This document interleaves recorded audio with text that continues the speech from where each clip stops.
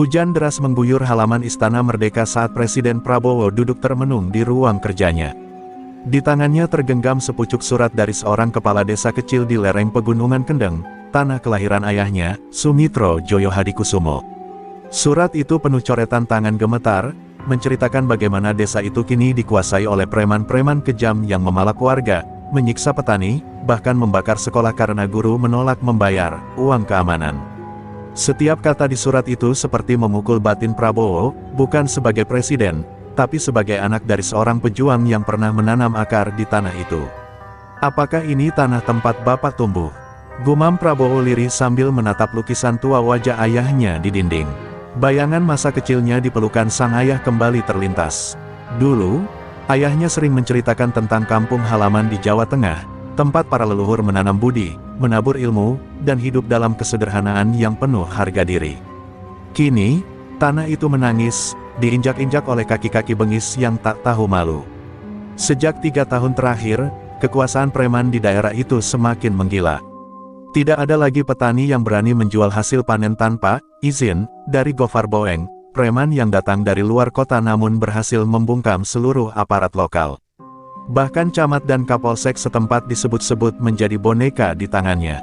Rakyat kecil diperas habis-habisan, dan siapapun yang mencoba melawan akan menghilang dalam malam gelap tanpa kabar. Prabowo tahu, sebagai presiden, ia bisa memerintahkan pasukan untuk menangkap para preman itu. Tapi ia juga tahu, masalah ini tidak sesederhana itu. Gofar Boeng bukan preman biasa, ia memiliki jaringan, uang, dan kekuatan mistis dari perguruan hitam. Lebih dari itu, luka rakyat tak akan sembuh hanya karena penangkapan. Luka itu perlu disembuhkan dengan rasa keadilan yang datang dari seorang pemimpin yang turun langsung, menyentuh tanah, dan mendengar jeritan mereka. Malam itu, Prabowo tak bisa tidur.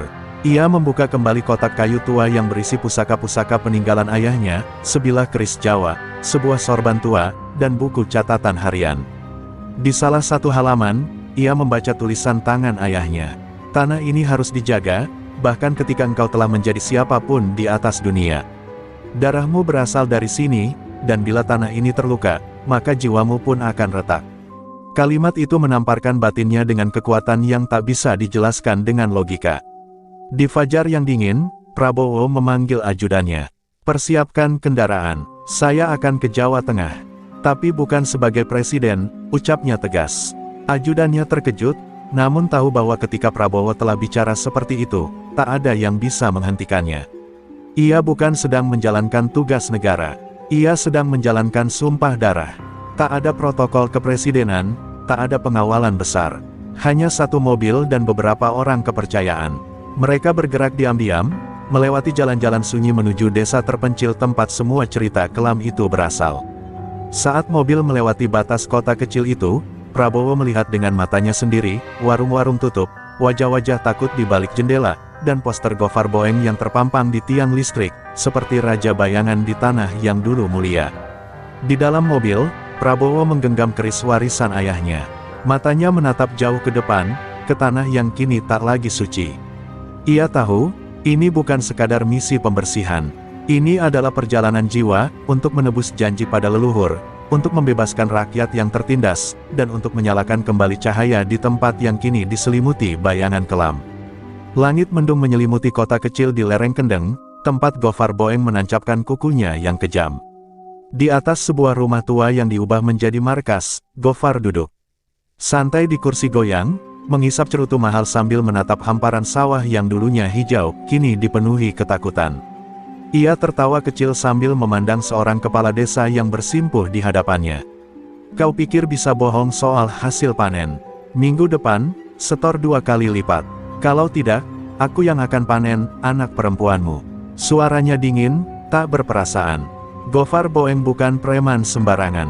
Ia lahir dari jalanan keras Bandung, hidup dari pertarungan, dan tumbuh menjadi legenda kegelapan.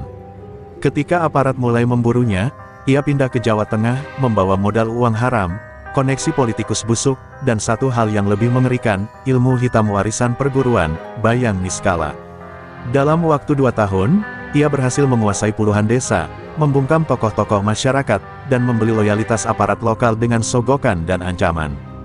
Di pasar-pasar, Namanya dibisikkan seperti hantu. Anak-anak dilarang bermain sore karena takut diculik anak buah Gofar. Orang tua yang punya kebun harus setor hasil panen. Bahkan guru-guru pun dipaksa menyelipkan iuran keamanan dalam SPP. Tak ada yang berani melapor.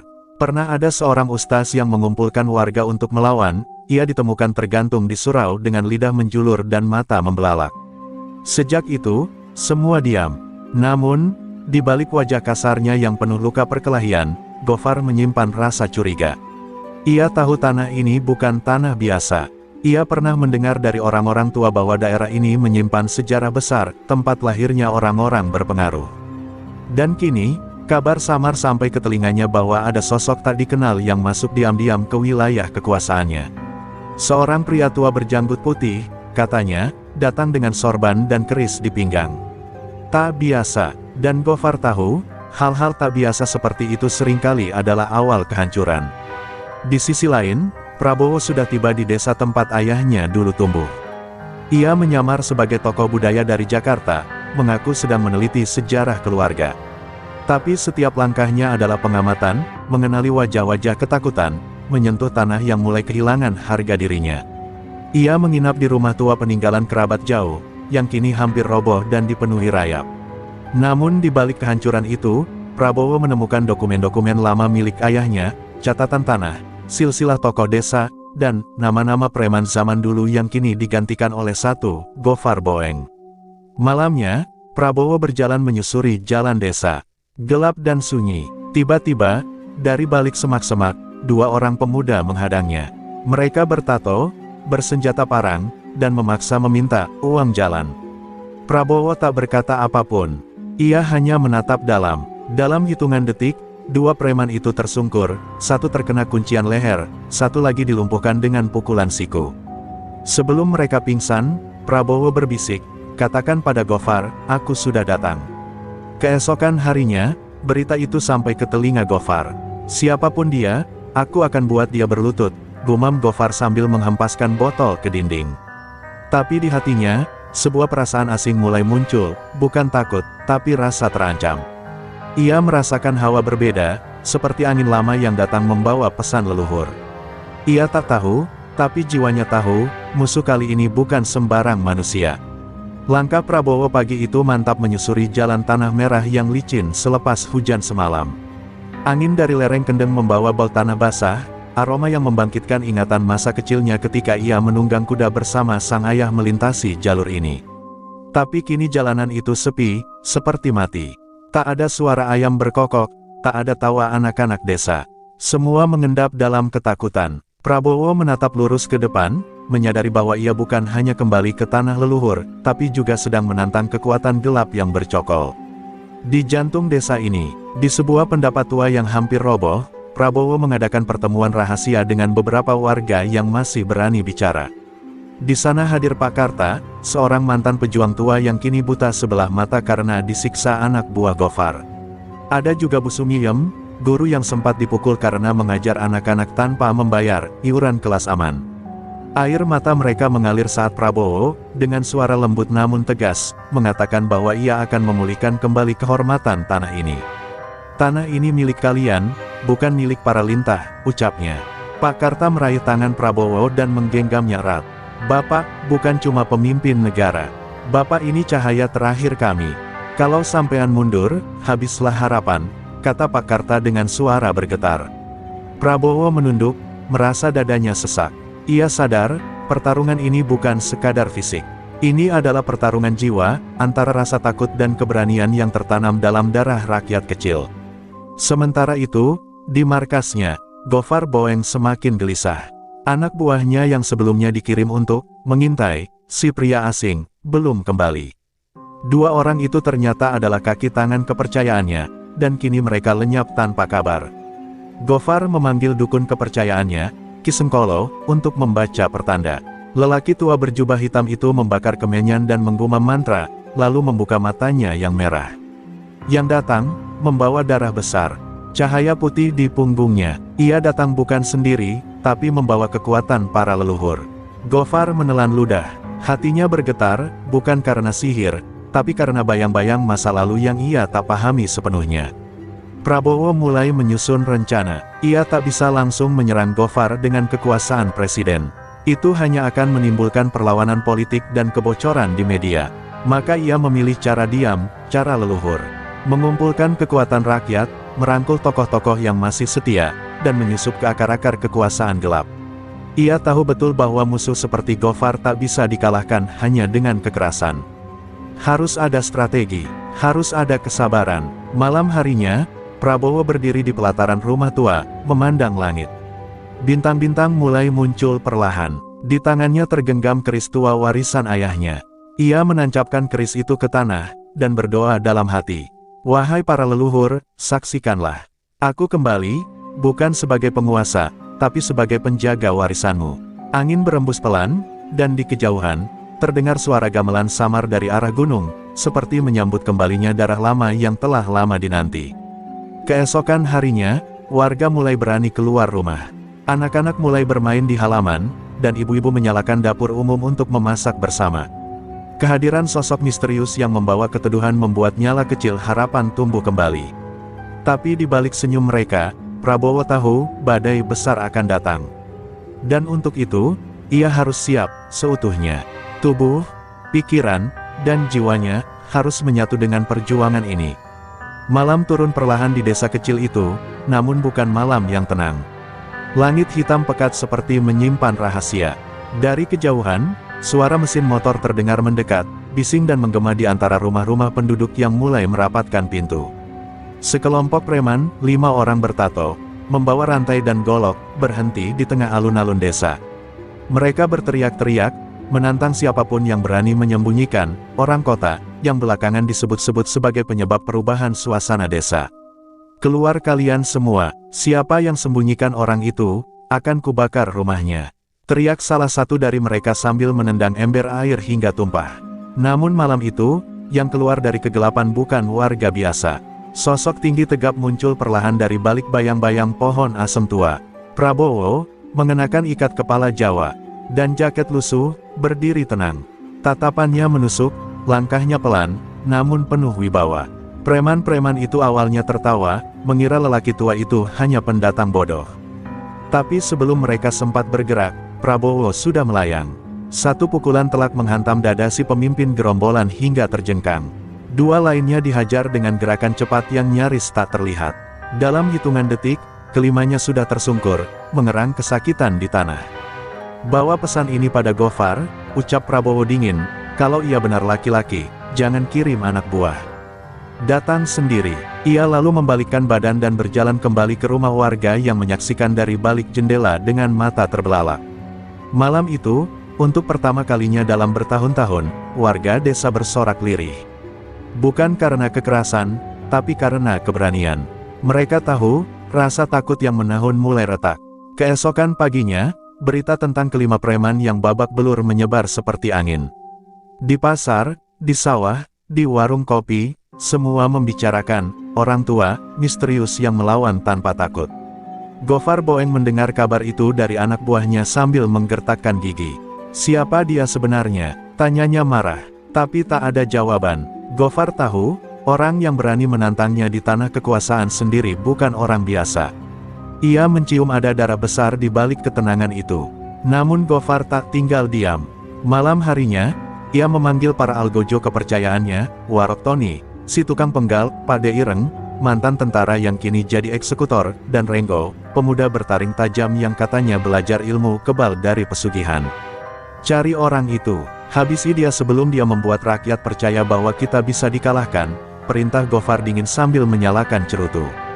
Dalam hatinya, ada kemarahan, tapi juga rasa takut yang ia sembunyikan dalam-dalam. Prabowo, sementara itu, tak membuang waktu. Ia mulai mengunjungi desa-desa sekitar, menyamar sebagai tokoh budaya, mendengarkan keluhan rakyat, dan membangun keberanian sedikit demi sedikit. Ia tidak memberi janji, hanya tindakan. Ia membersihkan balai desa yang sudah bertahun-tahun terbengkalai. Ia menanam kembali pohon beringin di tengah alun-alun sebagai simbol perlawanan. Dan yang paling penting, ia menumbuhkan harapan bahwa premanisme bisa dihancurkan dari akar. Di salah satu kunjungannya, seorang ibu tua memeluk Prabowo sambil menangis. Sampeyan ini malaikat, nak. Sudah lama kami nggak merasakan aman seperti ini. Tolong jangan tinggalkan kami, ucapnya lirih. Prabowo hanya menggenggam tangan ibu itu, menunduk, dan menjawab, saya tidak akan pergi sebelum semua ini berakhir. Ia sadar, semakin ia melangkah, semakin banyak nyawa bergantung padanya. Namun ia juga tahu, Gofar sedang menunggu saat yang tepat untuk menyerang. Dan saat itu, semakin dekat. Subuh itu, Pasar Legi, jantung perdagangan 7 desa, seperti kota hantu. Lapak-lapak tertutup papan seng, bau sayur layu bercampur asap sisa bakaran malam sebelumnya, dan hanya gemeretak rantai besi anak buah Gofar yang berkeliling menagih uang lapak. Di tengah lengang, gantungan lampu Petromax berayun tertiup angin, menciptakan denting yang menambah ngeri. Warga bersembunyi di balik tirai bambu, berdoa agar tak terdengar napas mereka. Prabowo menatap pasar dari bukit kecil di sisi barat. Di sebelahnya berdiri Pak Karta yang kini menggenggam tongkat bambu, dan 6 pemuda desa, mata mereka menyala meski tangan masih gemetar. Pasar inilah urat nadi mereka, bisik Prabowo. Bila kita rebut kembali, ketakutan rakyat akan terbalik menjadi keberanian. Ia meremas sarung keris peninggalan ayahnya, menarik napas dalam, lalu menyusuri jalan menurun seorang diri, seperti bayang-bayang yang dikirim malam. Di dalam pasar, Warok Tony berdiri di atas meja timbangan, rantai baja melilit pinggangnya. Di belakangnya, Renggo bertaring tajam menumpuk jeriken bensin, siap membakar pasar bila ada perlawanan. Hari ini, Pasar Legi tutup. Semua pedagang setor 3 kali lipat. Teriak Tony sambil mengibaskan rantai. Ia menyandera seorang laki-laki penjual tempe, pisau menempel di leher korban, darah menetes pelan di papan kayu. Dari lorong gelap, seorang pria berpeci lusuh melangkah, Prabowo yang menyamar sebagai bakul beras. Ia menaruh karung, menatap Tony tanpa gentar. Sekejap mata mereka bersabung, Tony merasakan hawa sejuk menusuk kulitnya. Lepaskan dia, ujar Prabowo dengan suara rendah tapi menggelegar. Tawa Tony pecah, kau pikir siapa kau, kakek bau tanah. Hening sejenak, lalu rantai meluncur seperti ular besi. Prabowo berputar, rantai meleset menghantam tiang kayu. Dengan gerakan silat cepat, ia menyergap Tony, siku menghantam solar plexus, lutut mematahkan keseimbangan. Jerit ngeri terdengar ketika Tony terlempar ke tumpukan karung cabai. Renggo maju, parang terangkat, memamerkan kulit kebalnya. 3 kali tebasan mengenai lengan dan dada Prabowo, namun bukan daging yang ditebas. Prabowo menangkis dengan sarung keris, memanfaatkan sela senjata lawan. Saat Renggo tertawa mengejek, Prabowo menarik keris pusaka. Mantra kuno sang ayah melintas di benaknya, ingkang anyar linui, ingkang busuk sirna. Ujung keris berkilat, menusuk tepat di titik Sengkolo, di bawah ketiak Renggo, celah satu-satunya pada ilmu kebal pesugihan. Jerit Renggo membelah atap rumbia, darah hitam mengucur, dan si manusia kebal roboh bagai pohon lapuk. Warok Tony bangkit, marah membara, menyalakan jeriken bensin, lidah api menyambar lapak-lapak kayu kering. Prabowo menendang tong besar berisi air sayur busuk, memadamkan kobaran di sisi timur, sambil berteriak kepada pemuda desa menggeser ember-ember.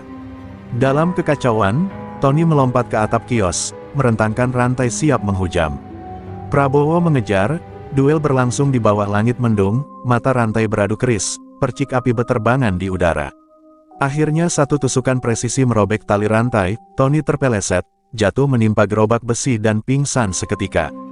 Sirene polisi meraung, Pak Karta dan para pemuda telah diam-diam menghubungi satuan khusus dari ibu kota yang dikirim Prabowo. Pasukan bersenjata masuk, menahan Tony, Renggo, dan sisa gerombolan. Warga berhamburan ke alun-alun, tangis bercampur tawa, Pasar Legi berdentum oleh sorak merdeka pertama kalinya dalam bertahun-tahun. Di tengah kerumunan, Prabowo berdiri tegak, baju lusuhnya basah asap dan keringat, keris masih berlumur getah darah hitam. Ia menoleh ke utara, ke arah markas Gofar, dan berbisik lirih, satu demi satu, Gofar. Sekarang giliranku menunggumu. Setelah keberhasilan merebut kembali Pasar Legi, suasana desa mulai bersemi. Namun Prabowo tahu, kemenangan itu hanya percikan kecil dalam kobaran api yang jauh lebih besar. Gofar Boeng belum menunjukkan batang hidungnya. Justru dari para warga yang dibebaskan, muncul cerita mengerikan, ada kamp penyiksaan, tersembunyi di dalam hutan jati di kaki pegunungan Muria. Di sanalah Gofar menyekap siapapun yang menolak tunduk, termasuk anak-anak muda pemberani yang tak pernah kembali sejak 2 tahun lalu. Prabowo memanggil 8 pemuda desa terlatih yang sebelumnya dia latih diam-diam, petani yang ahli panjat pohon, penggembala yang mahir mengendap, hingga sopir truk yang pandai menyaru. Bersama Pak Karta dan satu mantan intel dari masa lalu yang secara sukarela datang setelah mendengar kabar Prabowo di lapangan, mereka menyusun rencana penyerbuan diam-diam ke lokasi yang mereka sebut kandang neraka. Tidak ada seragam, tidak ada senjata modern. Hanya keberanian, strategi, dan semangat menebus luka rakyat. Malam itu, dengan wajah dibalut kain dan langkah senyap, tim kecil menyusup ke tengah hutan. Prabowo memimpin di barisan depan. Udara dingin menggigit, namun panas kemarahan membakar dada mereka. Mereka melihat rantai-rantai bergelantungan dari dahan pohon, jeritan samar dari gubuk kayu, dan cahaya obor yang dijaga 2 preman bertubuh besar. "Jangan bunuh kalau tak perlu," bisik Prabowo. "Tapi bebaskan mereka yang bisa bicara." Ia tahu, di dalam sana, tersimpan lebih dari sekadar tubuh yang terbelenggu. Ada rahasia besar kekuasaan Gofar yang harus dibongkar. Dengan strategi yang disusun matang, 2 pemuda penggembala memancing penjaga keluar dengan suara tangisan pura-pura. Saat penjaga lengah, tali tambang melilit leher mereka dari balik semak. Senyap, Prabowo masuk ke gubuk utama, bau darah dan kotoran menusuk hidung. 5 pemuda dirantai seperti binatang, mata mereka kosong. Salah satu dari mereka mengenali Prabowo dan menangis, "Bapak tolong, mereka akan bawa kami ke kebun hitam besok." Prabowo tak menjawab, ia segera memutus rantai dengan kampak kecil. Namun kesenyapan itu tak bertahan lama. Salah satu algojo Gofar rupanya masih hidup dan menyalakan petasan peringatan, ledakan kecil memecah malam. Lampu dinyalakan di 2 menara pengawas, sorotan cahaya menari di hutan. "Lari ke arah barat," seru Prabowo. Mereka membawa 7 orang tawanan. Dari belakang, suara peluru menyalak, ranting pohon runtuh. Satu pemuda desa tertembak di kaki. Prabowo memapahnya sendiri, menolak meninggalkan siapapun. "Kita semua pulang, atau tidak sama sekali." Teriaknya dengan suara gemuruh, membuat hati anak-anak muda itu menguat. Mereka berhasil lolos ke tebing batu tempat perahu kecil menunggu di sungai bawah. Saat Prabowo menaikkan tawanan terakhir, sebuah peluru menembus lengan kirinya. Ia terhuyung tapi tetap berdiri, menggigit kain untuk menahan sakit, lalu mengangkat perahu dengan satu tangan. Darah menetes ke sungai, larut bersama air yang mengalir ke desa. Saat mereka tiba di hilir, warga sudah menunggu dengan obor dan pelukan. Tangis tumpah, teriakan, "Hidup Bapak Prabowo!" menggema sampai ke lereng Muria. Keesokan paginya, wajah Gofar Boeng berubah pucat ketika mendengar kabar penyerbuan. Yang lebih membuatnya marah bukan soal kalah, tapi karena salah satu tawanan yang berhasil dibebaskan adalah mantan tangan kanannya sendiri, Darto, yang tahu segala jalur rahasia, gudang senjata, dan daftar nama pejabat yang dilindungi Gofar selama bertahun-tahun. Dengan wajah gemetar, Gofar membanting meja kayu hingga patah. "Prabowo, kau sudah kelewat batas." Di rumah rakyat yang kini dijadikan pos perlawanan, Prabowo yang tangannya dibalut kain putih duduk menghadap Darto. "Saya siap bicara, Pak," ucap Darto lirih, "asal saya bisa menebus semua dosa saya." Prabowo mengangguk, "Kau bicara, kau selamatkan lebih banyak nyawa."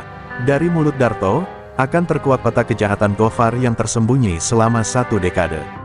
Dan Prabowo tahu, sejak malam itu, arah angin telah berubah. Perang kini tak hanya di jalanan, tapi masuk ke jantung korupsi yang membekingi tirani Gofar Boeng. Darto duduk di tengah ruangan kecil, peluh menetes dari pelipisnya.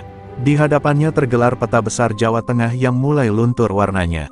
Dengan tangan gemetar, ia mengambil arang dan mulai menggambar lingkaran-lingkaran merah, tanda gudang senjata rahasia, tempat penyimpanan uang hasil pemerasan, hingga bunker bawah tanah di dekat bendungan Kedung Ombo yang menjadi markas cadangan Gofar Boeng. Setiap lingkaran adalah kenangan pahit, darah rakyat yang ia lihat sendiri tertumpah. Prabowo berdiri di belakangnya, matanya tajam menatap setiap titik seolah menghafal rasa dendam yang terpatri di sana. Tapi bukan hanya lokasi yang Darto ungkap. Ia juga menyebut nama-nama yang selama ini tak tersentuh hukum, pejabat daerah, aparat kepolisian, bahkan seorang anggota DPR yang menjadi pelindung bisnis Gofar. Mereka semua bagian dari jaringan. Selama mereka masih berdiri, Gofar tidak akan runtuh, katanya dengan suara parau. Prabowo mencatat satu persatu, lalu mengepalkan tangan. Sudah terlalu lama setan duduk nyaman di balik kursi kekuasaan. Sekarang waktunya kita cabut mereka, satu persatu. Informasi yang dibawa Darto ternyata jauh lebih sensitif dari yang diduga. Dalam 2 hari, kantor pusat di Jakarta menerima laporan anonim dari pejabat tinggi yang panik, meminta agar Prabowo dihentikan sementara dengan alasan kesehatan. Tapi Prabowo, dengan luka di lengan yang belum sembuh, justru mempercepat langkah. Kalau mereka mencoba menghentikanku, berarti kita sudah menyentuh sarang naga. Ia tahu, pertempuran bukan lagi hanya melawan preman jalanan, tapi gurita kekuasaan yang selama ini diam menonton penderitaan rakyat. Malam itu, di sebuah balai desa sederhana, Prabowo mengumpulkan para kepala dusun, tokoh agama, pemuda-pemudi, dan bahkan para pedagang pasar. Ia bentangkan peta yang digambar Darto dan berseru, "Ini bukan lagi urusan saya pribadi. Ini tentang masa depan kalian, anak-anak kalian, dan tanah ini. Mau terus diam, atau mau berdiri?" Tangis pecah di antara para ibu yang kehilangan anak mereka. Seorang nenek dengan suara serak berkata, "Kami sudah terlalu lama hidup dalam ketakutan. Tapi malam ini, kami pilih melawan." Dalam waktu 3 hari, jaringan warga desa mulai bergerak senyap, membakar pos pungutan liar, membocorkan informasi gerak preman ke tim Prabowo, dan memutus jalur logistik Gofar di utara. Salah satu anak buah Gofar tertangkap di daerah Salatiga, membawa uang ratusan juta dalam kardus mie instan. Untuk nyetor ke pejabat, katanya sebelum diam dibungkam.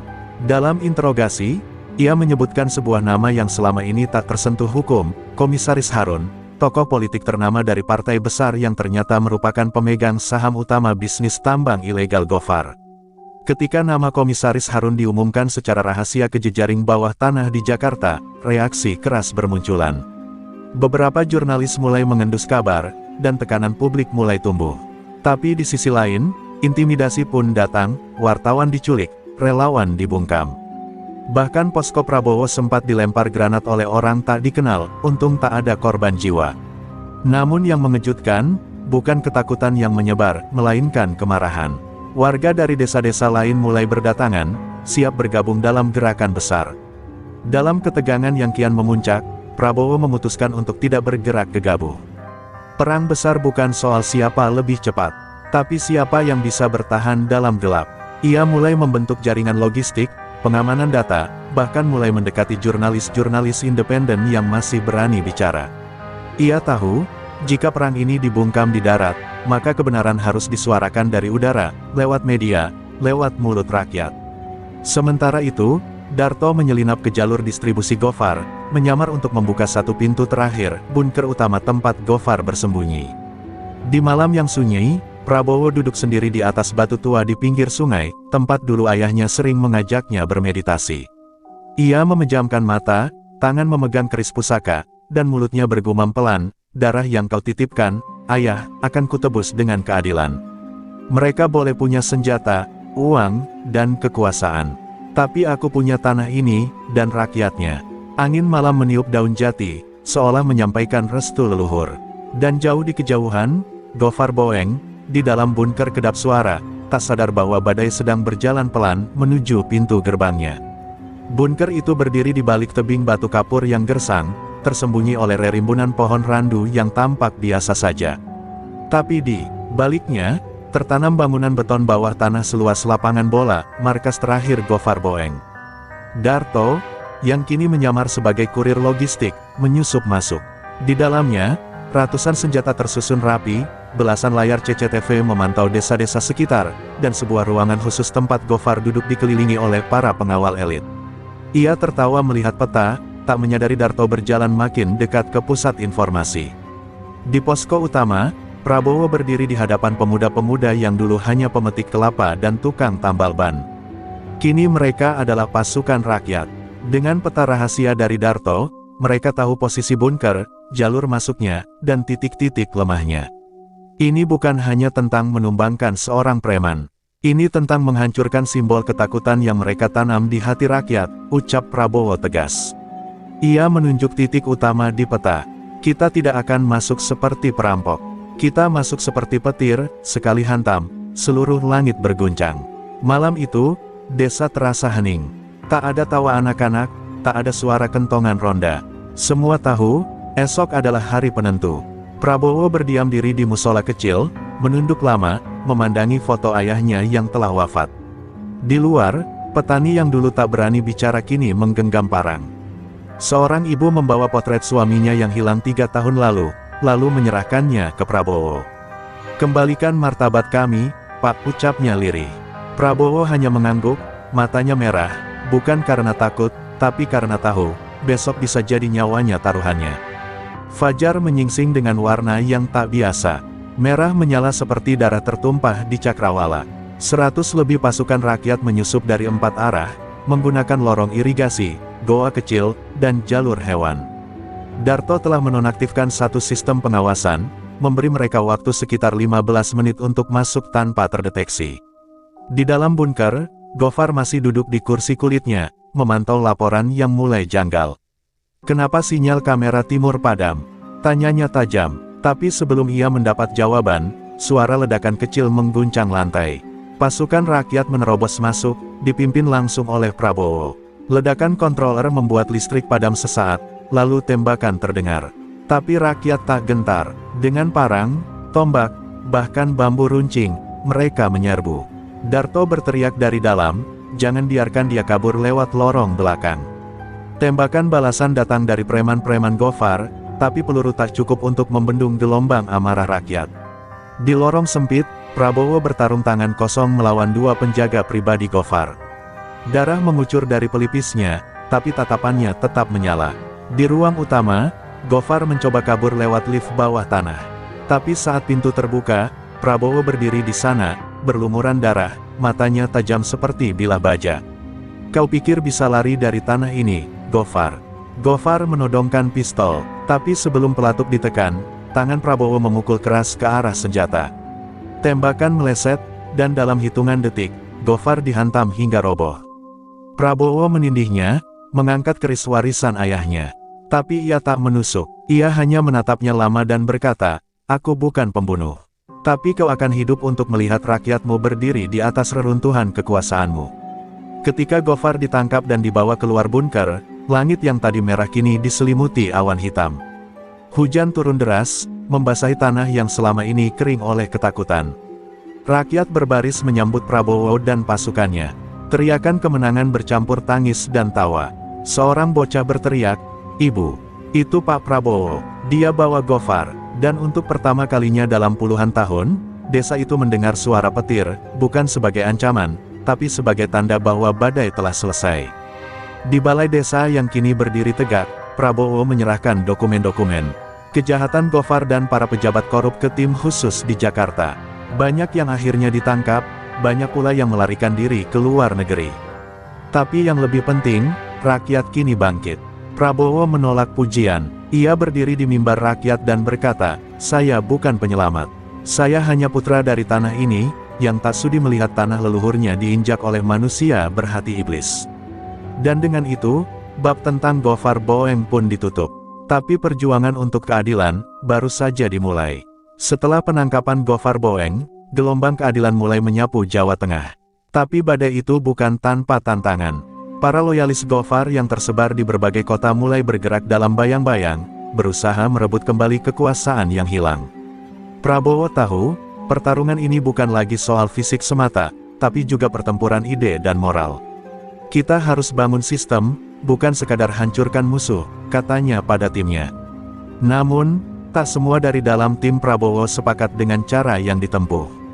Salah seorang ajudannya, yang sudah lama bekerja di Jakarta, mulai menunjukkan tanda-tanda keraguan. "Apakah kita benar-benar bisa mengubah sistem?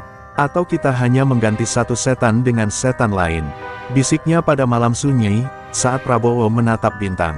Kecurigaan itu menyebar diam-diam, membuka peluang bagi musuh untuk menyusup lebih dalam. Suatu malam, posko utama Prabowo diserang secara mendadak. Ledakan kecil mengguncang, menimbulkan kepanikan. Namun, berkat kesiapsiagaan tim keamanan, serangan itu gagal menimbulkan korban jiwa. Tapi peringatan itu jelas, musuh masih ada dan siap menerkam kapan saja. Prabowo berdiri di reruntuhan, tatapannya membara. Ini belum selesai. Justru ini baru permulaan. Di sisi lain, keluarga korban premanisme mulai gelisah. Mereka ingin keadilan yang lebih cepat dan nyata, bukan sekadar janji dan propaganda. Seorang ibu bernama Sari mengadu kepada Prabowo, air matanya berlinang, "Pak, kami sudah kehilangan segalanya. Anak saya, suami saya, bahkan harapan kami." Prabowo menyentuh bahunya, "Aku tahu rasa sakit itu, Bu. Itulah yang membuat aku tidak akan berhenti berjuang." Menyadari ancaman dari dalam dan luar, Prabowo mulai menjalin aliansi dengan tokoh-tokoh desa yang selama ini dianggap biasa. Para kiai, guru, bahkan mantan preman yang kini tobat, bergabung dalam gerakan. Mereka mengorganisasi pelatihan keamanan mandiri, memperkuat ekonomi lokal, dan menyebarkan kesadaran hukum. "Kita bangun kekuatan bukan dari senjata, tapi dari hati dan pikiran," ujar Prabowo. Namun, di balik kerja keras itu, sebuah bisikan gelap terus menyelinap. Seorang mata-mata yang diduga kuat anak buah Komisaris Harun diam-diam menyusup ke lingkaran dalam Prabowo. Ia mengirimkan laporan rahasia ke pejabat korup yang kini bersembunyi di Jakarta. Strategi dan langkah Prabowo mulai diketahui musuh, membuat situasi semakin berbahaya. Pada senja hari yang dingin, Prabowo duduk termenung di balkon rumah masa kecilnya. Ia memikirkan jalan yang harus ditempuh, pengorbanan yang harus dilakukan. Apakah aku sudah cukup kuat? Atau ini hanya awal penderitaan yang lebih besar? Gumamnya lirih. Namun, dari kejauhan, suara azan maghrib memanggil, seolah menguatkan tekadnya. Ia berdiri dan menatap langit, "Aku akan bertahan. Demi darah leluhur, demi rakyat." Keesokan harinya, Prabowo mengumpulkan seluruh tim dan sekutu. "Kita hadapi kegelapan, tapi kita juga pembawa fajar baru. Jangan biarkan ketakutan menguasai hati kita. Perjuangan ini bukan untuk aku, tapi untuk semua yang pernah terluka." Suaranya bergema, membakar semangat. Dan di bawah langit pagi yang cerah, langkah-langkah pasti mulai terdengar, menapaki jalan panjang menuju keadilan sejati. Udara malam terasa berat dan pekat, seperti menyimpan segala ketegangan yang menunggu ledakan. Di balik tembok balai desa, Prabowo dan para sekutunya berkumpul mengatur strategi terakhir. Mereka tahu, sisa kelompok loyalis Gofar yang tersisa kini menggalang kekuatan untuk serangan balasan. "Ini bukan lagi soal bertahan," ucap Prabowo dengan suara bergetar tapi penuh keyakinan. "Ini soal menutup lembaran hitam dan membuka bab baru bagi tanah kita." Serangan balasan datang dari arah barat, di mana kelompok bayangan yang dipimpin oleh Komisaris Harun menggerakkan pasukan bayaran dan aparat korup. Bentrokan hebat terjadi di sepanjang jalan desa dan kota kecil. Api dan asap mengepul, dan suara tembakan mengisi malam. Namun, rakyat yang kini bersatu tak gentar. Mereka bertarung bukan hanya dengan senjata, tapi dengan tekad yang membara dalam dada. Di titik nol, tepat di depan balai desa, Prabowo menghadapi Komisaris Harun dalam duel yang panas. Harun, yang licik dan berpengalaman, mencoba menggunakan segala cara agar bisa mengalahkan Prabowo. Namun, kepercayaan diri Prabowo berasal dari kekuatan akar dan darah leluhurnya. Dengan keberanian yang tak tergoyahkan, ia melumpuhkan Harun dan menahannya untuk diadili. Kemenangan itu memicu gelombang euforia. Warga desa dan kota-kota sekitar turun ke jalan, menyanyikan lagu kebebasan yang lama terpendam. Mereka merayakan bukan hanya kemenangan atas preman dan korupsi, tapi juga kebangkitan sebuah harapan baru. "Ini bukan tentang siapa yang berkuasa," kata Prabowo saat pidato di tengah kerumunan. "Ini tentang siapa yang berani memperjuangkan keadilan." Komandan-komandan loyalis Gofar yang tersisa satu persatu menyerah. Mereka tahu bahwa jaringan mereka telah diputus dan dukungan politik yang selama ini melindungi mereka telah runtuh. Penangkapan ini mengirim pesan kuat ke seluruh negeri, kekuasaan yang diperoleh melalui ketakutan dan korupsi tidak akan bertahan lama.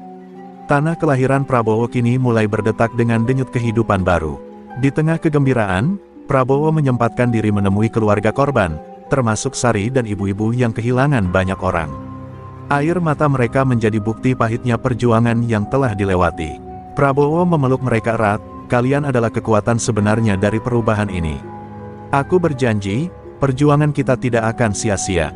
Dengan segala luka dan kemenangan, Prabowo mulai menyusun fondasi baru untuk Jawa Tengah, program-program pemberdayaan ekonomi, pendidikan, dan keamanan berbasis masyarakat. Ia tahu, keadilan bukan hanya soal menang di medan perang, tapi juga membangun masa depan yang layak untuk generasi mendatang. "Ini adalah warisan kita," katanya, agar anak cucu kita tak lagi hidup dalam bayang-bayang ketakutan. Ketika fajar menyingsing dan sinar matahari menembus kabut pagi, Prabowo berdiri di atas bukit kecil, memandang hamparan sawah dan rumah-rumah yang mulai hidup kembali. Angin membawa harum tanah basah, membawa janji baru. Ia menarik napas dalam-dalam dan tersenyum. Ini bukan akhir, tapi awal. Awal dari sebuah perjalanan panjang menuju keadilan dan kedamaian. Dan dengan itu, darah leluhur dan api keadilan bersatu dalam sebuah harapan yang tak pernah padam.